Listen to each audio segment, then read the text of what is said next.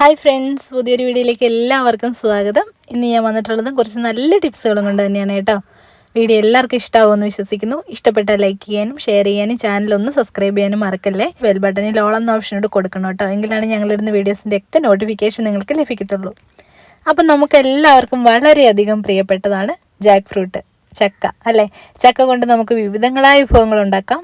ചക്ക വേവിച്ചത്, അതുപോലെ തന്നെ ചക്ക ചിപ്സ്, പിന്നെ നമുക്ക് ഹലുവ ഉണ്ടാക്കാം, സ്ക്വാഷ് ഉണ്ടാക്കാം. അങ്ങനെ വിവിധങ്ങളായ ഒരുപാട് സാധനങ്ങൾ നമുക്ക് ഈ ഒരു ജാക്ക് ഫ്രൂട്ട് കൊണ്ട് ഉണ്ടാക്കാനായിട്ട് സാധിക്കും അല്ലേ. അപ്പോൾ വളരെ എളുപ്പത്തിൽ അത് സ്റ്റോർ ചെയ്യാനുള്ളൊരു ടിപ്പ് ഞാൻ പറഞ്ഞു തരാം കേട്ടോ. നമ്മളുടെ അടുത്ത് പച്ചച്ചക്ക കിട്ടുവാണെങ്കിൽ, ഒരുപാട് കിട്ടുവാണെങ്കിൽ, നമ്മളത് നല്ല രീതിയിൽ അരിഞ്ഞതിന് ശേഷം ഒരു കവറിനകത്ത് കെട്ടി നമ്മളുടെ ഫ്രീസറിൽ വെക്കുവാണെങ്കിൽ എത്ര വർഷം വേണമെങ്കിൽ നമ്മളുടെ പച്ചച്ചക്ക നമുക്ക് സ്റ്റോർ ചെയ്യാനായിട്ട് സാധിക്കും കേട്ടോ. ചെറിയ ചെറിയ കവറുകൾക്കകത്താക്കി നമ്മളുടെ ആവശ്യത്തിനനുസരിച്ച് കെട്ടി വെച്ച് കഴിഞ്ഞാൽ നിങ്ങൾക്ക് ഒരുപാട് നാളത് സ്റ്റോർ ചെയ്ത് സൂക്ഷിക്കാനായിട്ട് സാധിക്കും. അടുത്ത ടിപ്പെന്ന് പറഞ്ഞാൽ,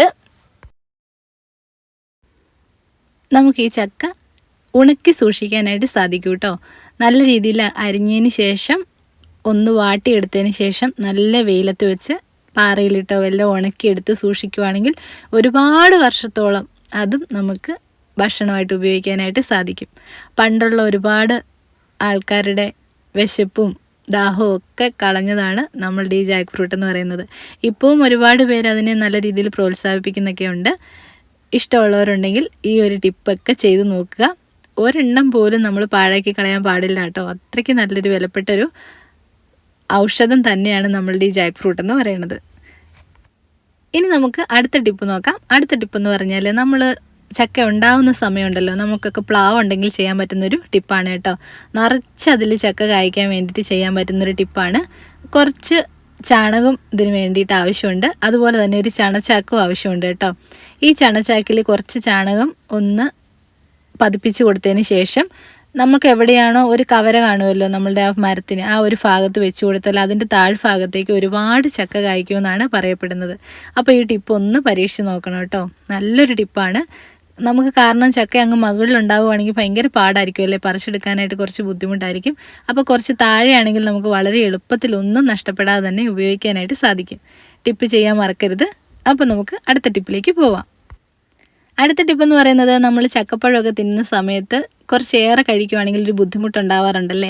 ആ സമയത്ത് ചെയ്യാൻ പറ്റുന്ന നല്ലൊരു ടിപ്പാണ് കേട്ടോ. കുറച്ച് ഉപ്പ് നമുക്കൊന്ന് അലിയിച്ചിറക്കുവാണെങ്കിൽ, ഇത് കഴിച്ചതിന് ശേഷം ഉപ്പ് അലിയിച്ചിറക്കുവാണെങ്കിൽ നമുക്ക് യാതൊരു ബുദ്ധിമുട്ടും ഉണ്ടാവത്തില്ല. ഇപ്പം ഞങ്ങളൊക്കെ ചെയ്യുന്നത് കുറച്ച് കാന്താരി മുളകും ഉപ്പും കൂടെ ഒന്ന് നല്ല രീതിയിലൊന്ന് അരച്ചെടുത്തതിന് ശേഷം അതിലൊന്ന് ഡിപ്പ് ചെയ്തിട്ട് കഴിക്കാറുണ്ട് കേട്ടോ. ട്രൈ ചെയ്യണം ഈ ടിപ്പുവേ. ഇനി നമുക്ക് അടുത്ത ടിപ്പ് നോക്കാം. ചക്ക വെട്ടുമ്പം നമുക്ക് ഉണ്ടാകുന്ന വലിയൊരു പ്രശ്നത്തിനുള്ള പരിഹാരം നോക്കാം കേട്ടോ. നമ്മളൊക്കെ ബ്രെഡ് വാങ്ങിക്കാറുണ്ടല്ലോ അല്ലേ. അപ്പോൾ അതിൽ നിന്ന് കിട്ടുന്ന കവറാണ് കേട്ടോ ഞാൻ ഈ ടിപ്പിന് വേണ്ടി എടുത്തിരിക്കുന്നത്.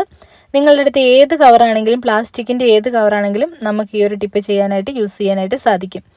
അപ്പം ചക്ക വെട്ടുമ്പോഴത്തെ ഏറ്റവും പ്രധാനപ്പെട്ട പ്രശ്നം എന്താണെന്ന് വെച്ചാൽ മുളഞ്ഞിയാണല്ലേ. മുളഞ്ഞി എന്നാണ് കേട്ടോ അതിൻ്റെ കറക്റ്റ് പറയുന്നത്. വീട്ടിലൊക്കെ നാട്ടിലൊക്കെ പറയുന്നത് അങ്ങനെയാണ്, മുളഞ്ഞി എന്നാണ്. ഓരോ സ്ഥലത്തും ഓരോ പേരായിരിക്കും അല്ലേ. അപ്പം ഇതുപോലത്തെ ഒരു കവർ എടുത്ത് തുടച്ചു കൊടുക്കുവാണെങ്കിൽ വളരെ സിമ്പിളായിട്ട് നമുക്ക് ആ ഒരു മുളഞ്ഞിയൊക്കെ കളയാനായിട്ട് സാധിക്കും കേട്ടോ. അപ്പോൾ നമ്മുടെ കയ്യിലൊന്നും ഒട്ടും പറ്റത്തുമില്ല.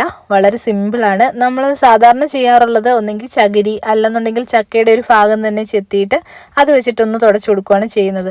പക്ഷേ അതിനേക്കാളൊക്കെ നല്ലൊരു യൂസ്ഫുൾ ആയിട്ടുള്ള ടിപ്പാണ്. നിങ്ങൾ ട്രൈ ചെയ്യാൻ മറക്കരുത് കേട്ടോ. നമ്മളുടെ കയ്യിലൊന്നും ആവത്തില്ല. ഇതുപോലെ ഞാനിപ്പോൾ എടുത്തിരിക്കുന്ന ഒരു ബ്രെഡിൻ്റെ കവറാണ്. അത് വെച്ചിട്ട് ഇതുപോലെ ഒന്ന് തുടച്ചു കൊടുക്കാം. നമ്മൾ മിൽമ പാല് വാങ്ങിക്കാറുണ്ടെങ്കിൽ അതിൻ്റെ കവറൊക്കെ വളരെ നല്ലതാണ് കേട്ടോ. നല്ല രീതിയിൽ നമുക്ക് ഇതുപോലത്തെ കാര്യങ്ങൾക്കൊക്കെ എടുക്കാനായിട്ട് സാധിക്കും. അപ്പോൾ എല്ലാവരും ട്രൈ ചെയ്ത് നോക്കണേ. മുളഞ്ഞൊന്നും പറ്റാതെ തന്നെ നല്ല വൃത്തിയായിട്ട് നമുക്ക് നമ്മളുടെ ചക്ക ക്ലീൻ ചെയ്യാം. നമുക്ക് വളരെ സിമ്പിളായിട്ട് നമ്മളുടെ ചക്കയെ റെഡിയാക്കി പഴമാണെങ്കിലോ പച്ചയാണെങ്കിലോ എന്തിനു വേണമെങ്കിലും നമുക്ക് ഉപയോഗിക്കുകയും ചെയ്യാം കേട്ടോ.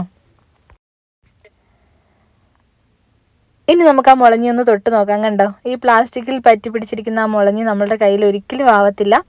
അപ്പം വളരെ നല്ലൊരു ടിപ്പാണ്. ട്രൈ ചെയ്യാൻ മറക്കരുത്, ഷെയർ ചെയ്യാനും മറക്കരുത് കേട്ടോ. ഇനി നമുക്ക് ഈ മുളഞ്ഞിയൊക്കെ വൃത്തിയാക്കിയതിന് ശേഷം, തൂത്ത് കളഞ്ഞതിന് ശേഷം വളരെ എളുപ്പത്തിൽ നമ്മളുടെ ചക്കയൊക്കെ വേവിക്കാനാണെങ്കിലും അല്ലെങ്കിൽ പഴമാണെങ്കിലും ഒക്കെ നമുക്ക് ഉപയോഗിക്കാനായിട്ട് സാധിക്കും. ഇനി നമുക്ക് അടുത്ത ടിപ്പ് നോക്കാം. നമ്മളുടെ കത്തിയിൽ എന്തായാലും അരക്ക് പറ്റുമല്ലേ. ആ ഒരു സമയത്ത് എണ്ണ തേച്ചിട്ട്, ഒന്നെങ്കിൽ എണ്ണ തേച്ചിട്ട് നമുക്കിങ്ങനെ മുറിക്കാം, അല്ലാന്നുണ്ടെങ്കിൽ നമ്മൾ മുറിച്ച് കഴിഞ്ഞതിന് ശേഷമായിരിക്കും സാധാരണ ഉള്ളവരൊക്കെ ആ ഒരു അരക്ക് മാറ്റിക്കളയുന്നത്. ആ സമയത്ത് നമുക്ക് ചെയ്യാൻ പറ്റുന്നൊരു ടിപ്പും കൂടി നമുക്കൊന്ന് നോക്കി നോക്കാം കേട്ടോ. അതിന് വേണ്ടിയിട്ട് ഞാനിവിടെ എടുത്തിരിക്കുന്നത് മണ്ണെണ്ണയാണ്. മണ്ണെണ്ണ എല്ലാവർക്കും അറിയാമല്ലോ, നമ്മളുടെ അരക്ക് കളയാൻ വളരെ നല്ലൊരു ഉപാധിയാണ് ഈ മണ്ണെണ്ണ എന്ന് പറയുന്നത്. മണ്ണെണ്ണ നമ്മളുടെ ചക്കയിലൊട്ട് പിടിക്കത്തുമില്ല കേട്ടോ. അപ്പോൾ വളരെ നല്ലൊരു ടിപ്പാണ്. മണ്ണെണ്ണ എടുത്ത് ഇതുപോലെ കുറച്ച് നമുക്ക് ആ ഒരു ടിഷ്യൂവിൽ മുക്കിയിട്ട് നമ്മളുടെ കത്തിയിലേക്കൊന്ന് തേച്ച് കൊടുക്കാവേ. വളരെ സിമ്പിളായിട്ട് നമുക്ക് നമ്മളുടെ അരക്ക് കളയാനായിട്ട് സാധിക്കും. അതുപോലെ തന്നെ ഇൻ കേസ് നമ്മളൊരു ചക്കയിലോ ചുളയിലോ ഇത്തിരി മണ്ണെണ്ണ പറ്റിയാലും ആ ചക്കയ്ക്ക് ഒരിക്കലും ആ ഒരു ചുവ ഉണ്ടാവാറുമില്ല കേട്ടോ. പക്ഷേ കപ്പയിൽ നേരെ തിരിച്ചാണ്. കപ്പയിൽ ഒരു തുള്ളിയെങ്കിലും പറ്റിയിട്ടുണ്ടെങ്കിൽ കപ്പയിൽ അപ്പം തന്നെ അത് അബ്സോർബ് ചെയ്യും. പക്ഷേ ചക്കയിൽ അങ്ങനെ ഒരു പ്രശ്നമേ ഇല്ല. അപ്പോൾ ഇതുപോലത്തെ കുഞ്ഞു കുഞ്ഞു ടിപ്സുകളൊക്കെയാണ് ഇന്നത്തെ വീഡിയോ. ഇനി നമുക്ക് നല്ല രീതിയിൽ ഇതുപോലെ രണ്ട് വശവും ഒന്ന് തേച്ച് കൊടുക്കുക. കത്തി കൊണ്ട് തന്നെയാണ് കേട്ടോ ഞാൻ വൃത്തിയാക്കി എടുക്കുന്നത്. അപ്പോൾ അരക്കൊക്കെ ഇതുപോലെ അങ്ങ് ആ കത്തിയുടെ തുമ്പത്തേക്ക് അങ്ങ് വന്നോളും. അത് നമുക്കൊരു പേപ്പർ വെച്ച് തുടച്ച് മാറ്റുകയും ചെയ്യാം കേട്ടോ. ഇല്ലാന്നുണ്ടെങ്കിൽ നമ്മുടെ കയ്യിൽ ആ പ്ലാസ്റ്റിക്കിൻ്റെ കവർ ഇരിക്കുന്ന അത് വെച്ചും തുടച്ച് മാറ്റാം. ഞാനിവിടെ വീഡിയോയ്ക്ക് വേണ്ടി ഒരു ടിഷ്യൂ ഉപയോഗിച്ച് തുടച്ചെന്നേ ഉള്ളൂ കേട്ടോ.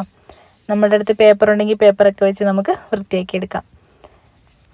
ഇനി നമുക്ക് മണ്ണെണ്ണ വെച്ച് ചെയ്യാൻ പറ്റുന്ന മറ്റൊരു ടിപ്പും കൂടി നോക്കാവേ.